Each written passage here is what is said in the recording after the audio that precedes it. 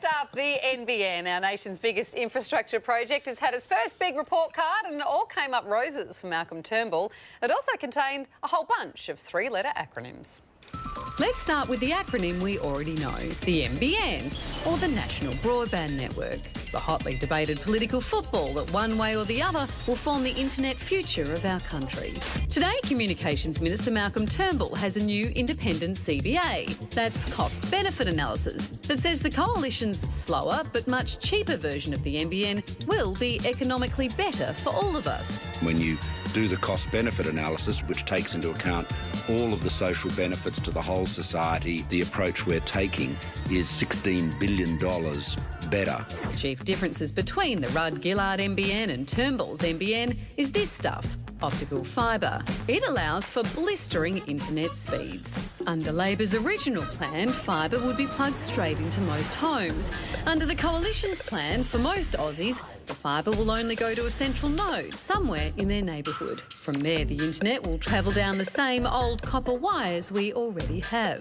The Coalition calls this approach an MTM, that's multi-technology mix. The report says this version of the NBN can be delivered much faster and bring benefits to the community sooner. The tragedy, of course, is that this work was not done before Labor embarked on the NBN project back in 2009. But the independence of Mr Turnbull's report has been called into question. Well, surprise, surprise, Malcolm Turnbull's got some of his former staff and some of his former advisors to write a report for him, and the report says he's right. So the war of words about the NBN continues.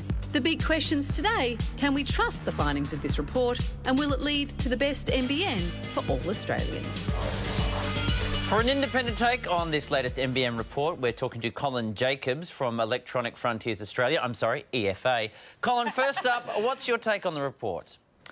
Well, there's a saying in politics: never commission a report unless you know what it's going to say. So on the one hand, there's not a lot of surprise in the fact that it's endorsed the government's policy. I think the pollies all start arguing over whether the report is fair or unbiased or not.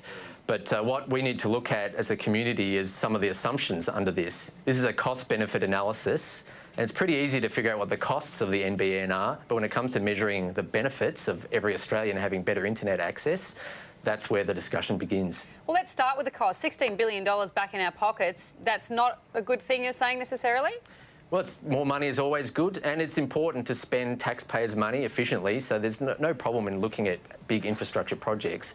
But it's hard to argue that internet infrastructure and the NBN isn't going to be important this century. I don't think that's the first place you would look to start cutting back on investment. Colin, a lot of tech journos who know a lot more about this stuff than I do are saying this report is short-sighted. Are they right?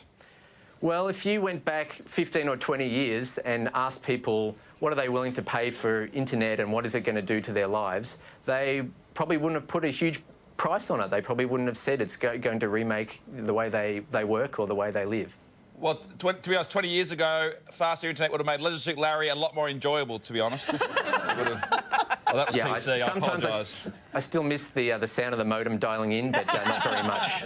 Well, you are in a rare category there. Hey, Colin, talk to us about some of those things that we're not thinking about, that in 20 years' time will be part of our daily life and we'll be thankful for the fast internet. The way I look at it is, what are the things that are going to be in the future that we can't imagine? And some of those things will only be built if everybody has access to super fast internet.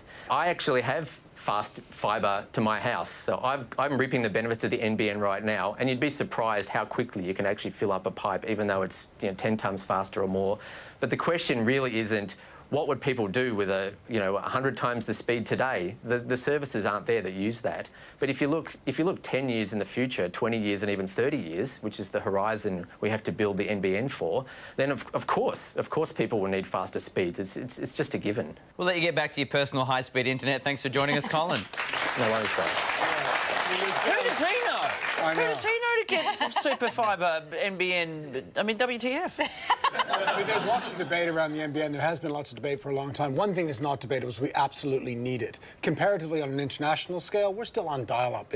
This will help our economy, and for most of us, we'll do things we never thought possible on the internet. So is it like, when you watch movies and they're just like, blah, blah, blah, and the answers are there? Is it like that? Is that what we want? Is that what we need? It should be instant. Yes. Instant lap? Yes. I like it. Let's get that again. That's how top. slow is your internet at home? Fingers were on the home keys, kids.